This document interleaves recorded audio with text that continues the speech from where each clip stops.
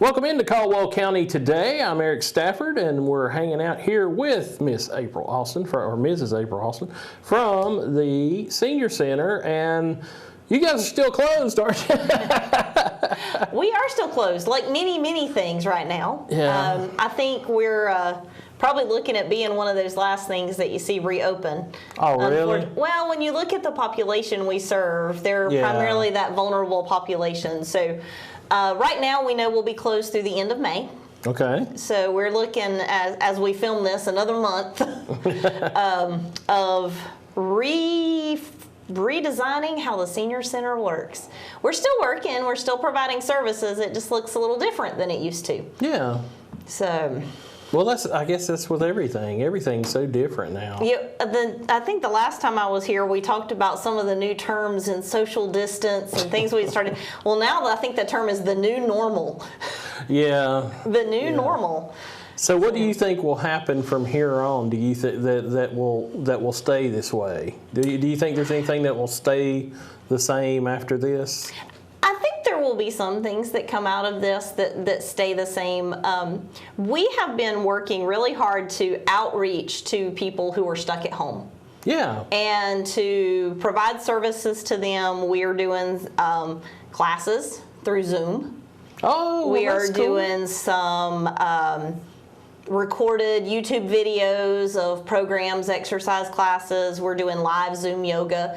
And we send out weekly, sometimes more than weekly, emails with information we think will help people stay connected, whether that's exercise videos or craft videos. Every Tuesday we send out Travel Tuesday, so we do a virtual tour of a different location. We send out recipes, helpful tips, just anything we think that might kind of reach some of our participants. And what we discovered was we also were reaching people who weren't our participants.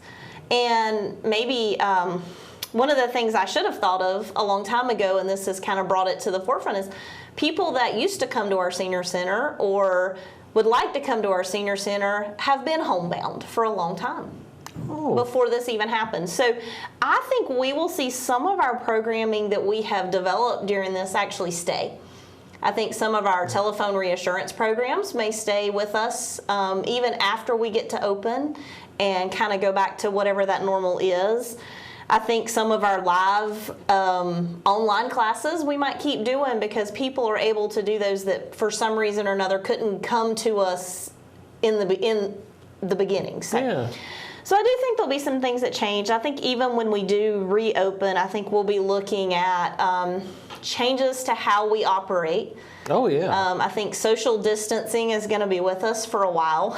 And for the people who've been to the Senior Center, that's difficult where we're at. You have to be we're going to have to be creative, and I think how we schedule our classes and our programs. And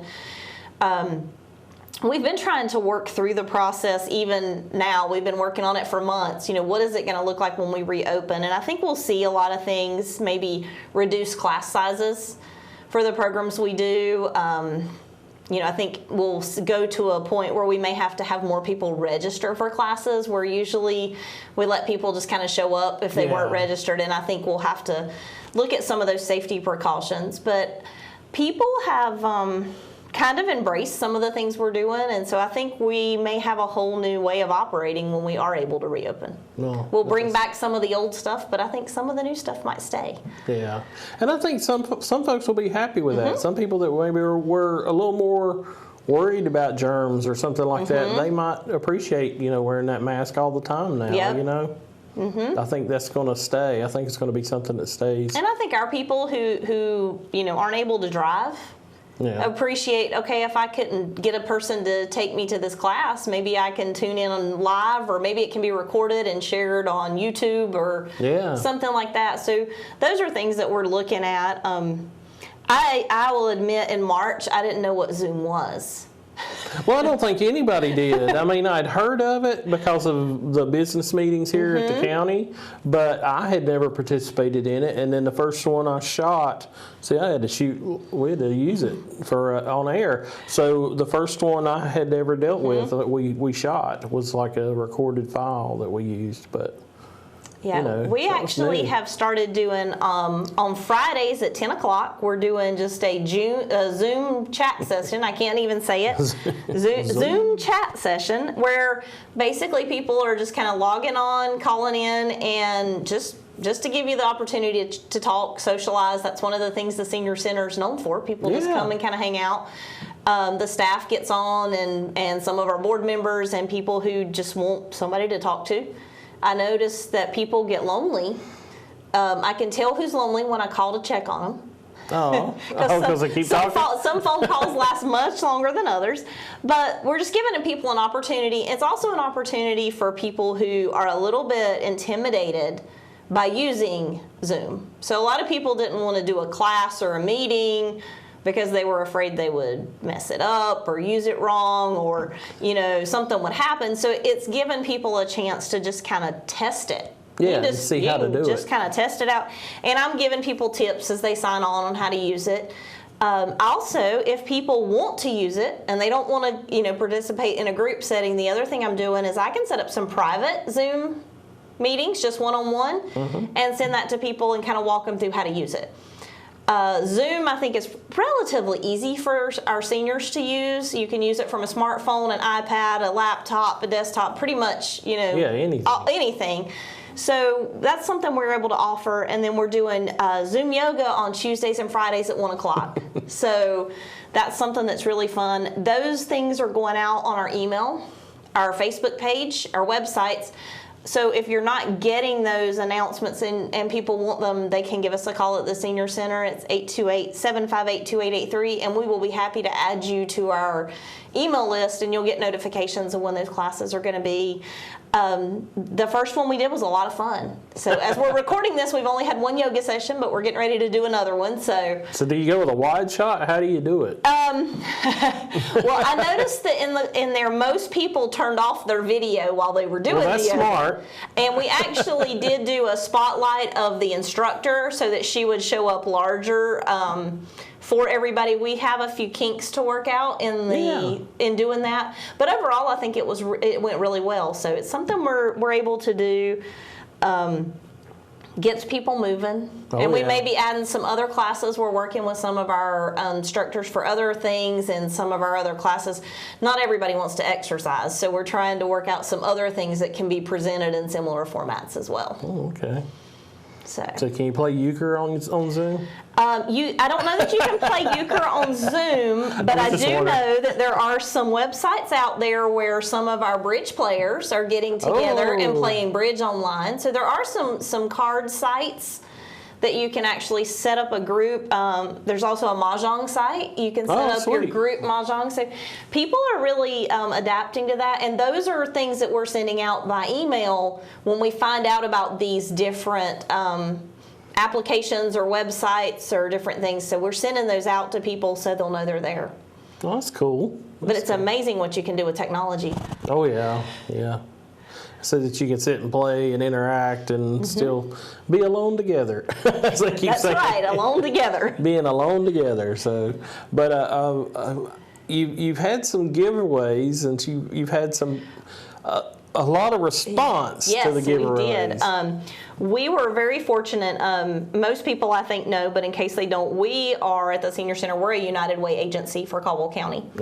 And we were a recipient of some of the United Way coronavirus relief funds. Oh, okay. And that allowed us to purchase some supplies for seniors that they are having trouble accessing, and I think other people are having trouble with.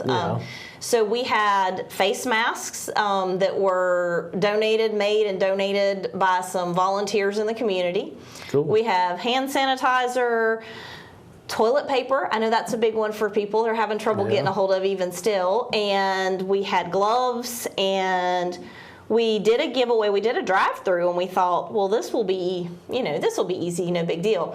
We had such an overwhelming response. We have never had that many people come to anything we've done at the Senior Center. There were hundreds and hundreds of people. And unfortunately, we were not able to serve all of those people on that day. We very quickly ran out of supplies. The good news is we are getting more supplies in. Okay. They are limited in quantity, but we are getting periodically, we're getting face masks, hand sanitizer, gloves, things like that. So if people want to call us at the senior center or send us an email, then we can try to work out getting that for you if it's something that you need. Oh, okay, sweet. So we are still getting some of those in. We'll be looking at a different format to hand those out, though. Our parking lot's not big enough for a drive-through for that many people, we found out. But that's a good surprise to Yeah, that you it was reach so many wonderful. people. It was wonderful that we were able to reach that many people. It was heartbreaking that there is that much need and we weren't able to provide for as many people as we wanted to. But people were really kind about it. They were very understanding, and we are working to get more. The masks that we have, though, they're handmade, so that takes a little bit of time for some of those people to do them. We've had some people that are helping us with that. We're really appreciative of that. So we're still working, and hopefully we will be able to get some more. But if there's a need, the other thing is if you have other needs, we are working with a variety of community agencies to help people if they're having difficulty getting groceries or getting essential supplies that they need if they're having trouble getting out. So we're working with the different agencies in the county to try to help coordinate that for people if there's someone who needs that. Yeah, because Yokeville's still closed, isn't that right? And you guys, their building is closed, but they are doing food at Yokefellow. Their thrift stores closed, but they are still doing, and we did do our mobile food pantry for April. We did it a little bit differently than normal. We did that as a drive-through as well, but they were able to drop off the bags of food for us to give out, and I think they did that at several locations, and then they're still providing food assistance at their building as well. Oh, okay. All right. So, but so it's like you can't. You don't even know where to plan some of your stuff in the future. We really don't. We really don't know. We're taking our guidance from a lot of different agencies, and obviously from the Department of Health and Human Services, and what their recommendations are. Again, we deal with that most vulnerable population. Yeah. So we definitely do not want to take any risk with their health, safety, and well-being. Yeah. So we are going to make sure that whatever we do is in the best interest. And some other things that we have to worry about too is even when we do reopen is being able to get cleaning supplies and things of that nature that we have to be able to safely operate. So we are hard at work trying to plan for that, whatever day that comes. We are going to be sending out, we had done our newsletters for April and May, and we had these fabulous programs that we were doing, and I was so excited because we had really good things set up, and everything was canceled just like that. So you're going to get a newsletter in May. It's going to look very different than the newsletter that we typically send out because we have not put a calendar in there of activities. Wow. Because we really just can't plan those activities. You just don't know.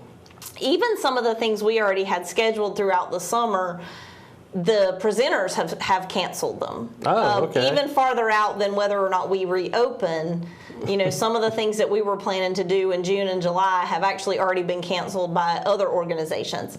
So we are kind of up in the air.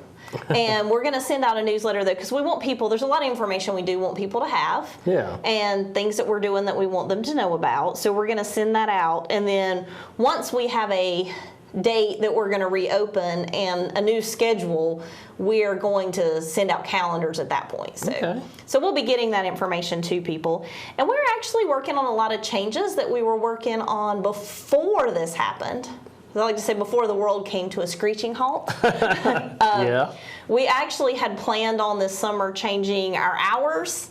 Oh, okay. And changing some other things. So that's something I think what we're going to do is that's going to happen when we reopen. Yeah. Whenever that may be, we're just going to go ahead and do that. So it'll be a new. Not being open.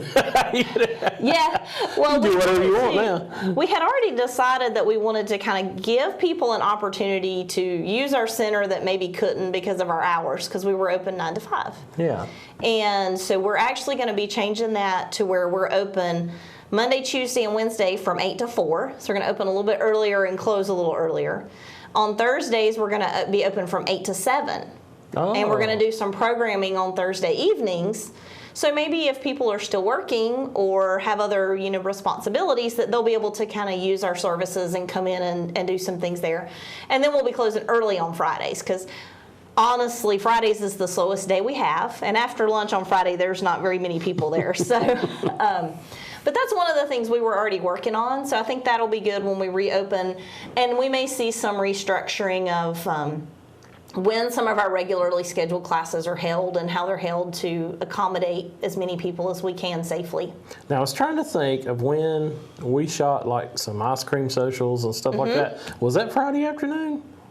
Seems like we've done a couple things on Friday afternoon. You might have done that before I came. Yeah, that's before you came. We so. do have something, if we have a special event, we'll have more people on Friday afternoons, but if we don't have a really large event, then Friday afternoons are kind of slow. I think people have other plans, and so we'll still be open on Fridays. We'll just be closing a little bit earlier than normal. Well, I thought that might have been why you scheduled it then, was because you knew you were slower at that time. So. So we're still looking at that, but we really wanted people, more and more seniors. You know, we serve 60 and older. Yeah. And people are working longer and longer, and I hear from people a lot that, I really wanted to attend that program, but I have to work. Yeah. So we wanted to at least have some opportunity for people to come. You know, they could come after work for some things. And if it's successful, we may look at even some more extended hours in the future. So we're going to do a trial run of that. But I think those are some things we're working on, obtaining some new exercise equipment for our fitness room. And so we've really been busy trying to do some work and some planning that we've wanted to get done, and it was a little bit hard. And so now we've had to regroup anyway. So it's a good time to throw everything in the mix and just shake it up a little bit when we reopen. Yeah, and be ready to reopen. We'll be ready to reopen. We've already sanitized our building several times, and we'll keep doing that. We'll keep doing that. You got to keep doing that. So. We only have very limited staff in the building at one time. There's really just one person working there at a time. The rest of us are, whoever's not there is working from home. Yeah. So, but we're still there, and we're still there to help people. And we've done a lot of coordinating resources. People who need things. We're still doing Medicare counseling. Yeah, that doesn't change. It doesn't change, and if you were turning 65 in April, you were turning 65 in April whether the world ended or not. Exactly. So we're still doing that. It looks a little different. We're doing that mostly by phone. We do have the opportunity to do that virtually if some people want to do a little more face-to-face, but we can't do it regularly face-to-face. So we do have that opportunity now if people want to do that. So we're still there, and we're still doing that, and trying to help in any way we can. All right. Well, we appreciate all you do, and we appreciate you coming and talking to us and telling us what's going on, because nobody really knows what's going on. We're all kind of filling this out individually, We don't really know. I think that's a common thing everywhere I go is we don't know what's going to happen. We don't know when we don't know what or how or what it's going to look like when it's all over. And well, it's like here with the county, we're still staggered as far as employees and stuff, and they're saying May 8th, but we don't know. Yeah. You got to wait for what Governor Cooper said, and try to make sure nobody's getting sick. And I think if you look at the phased reopening, it talks about keeping the request for those in that vulnerable population to stay even several weeks after the phase 2 opening. So that's kind of where we're looking at the, going back a little more normal. And like I said, it may not be even 100% normal when we do open the door. We still may be looking at some modified programming and services. So, but we're always there for the senior citizens of Caldwell County, and we always will be, and we're gonna make it work however we have to make it work. You guys, you'll always be a help. You'll always be something that people can look forward to, and it's like even just to chat on Zoom, that's right. Just get in there and talk. Or on the phone if you don't want to do Zoom, we'll chat on the phone with you too. So we can really do it. And we have some people we're doing that. We just have some. We're also doing a few. We're trying to keep them limited, but we are doing a few robocalls that go out to let people know what we're doing and what services we're still offering. So if you do get a call, I know several months ago we had some problems with scam calls that were saying they were the senior center. Oh. And so it was a little bit touchy for us to use that service. but we wanted to make sure that people knew what services we were providing. Oh, yeah. So we had the capability to do those with our computerized check-in system. And we are actually in the process, right now that number shows up from Massachusetts. So if somebody got a call from the senior center in Massachusetts, it was really us. Oh, okay. But we are in the process of working with that company to get it fixed to where it will actually show our number and our senior center. So, but we had to start using the service so suddenly that there's a little bit of a lag in getting that switched over.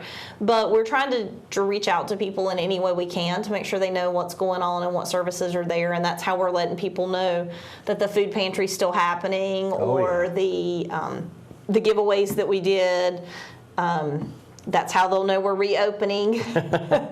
We'll be sending those things out too. So, but again, we're always there if somebody has a question, and we're trying to keep our Facebook page, our website, everything updated with the most current information. Yeah. All right. So, and what's the phone number again? It's 828-758-2883. All right. So if you want to get in touch with the Senior Center, see what's going on, see what's coming up, and also you're going to get your newsletter pretty soon. So. Yep. They'll be coming out probably early May. Okay, so not long. Not long. And, but we appreciate all that you do there, and even in these goofy times as it is, but trying times.